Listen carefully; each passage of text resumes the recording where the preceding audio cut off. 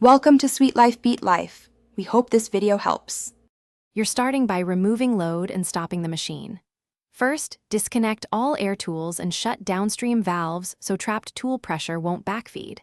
Then, flip the compressor's power switch to OFF or unplug it. This cuts motor power and prevents accidental restart. Do this now because power isolation is the safest way to proceed.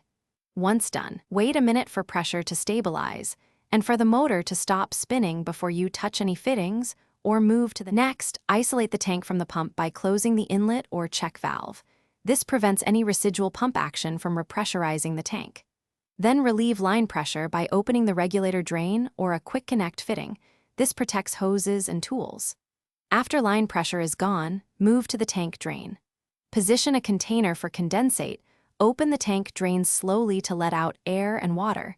You'll hear a controlled rush. Take your time so pressure drops steadily, and you avoid a sudden blast. Finish by closing the drain valve once air and water are out and the tank feels empty to the touch. Leave the regulator closed.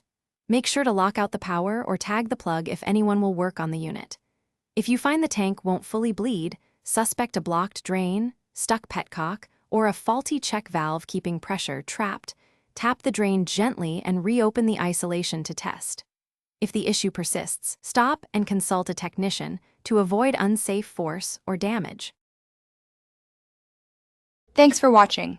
Consider subscribing if we helped you.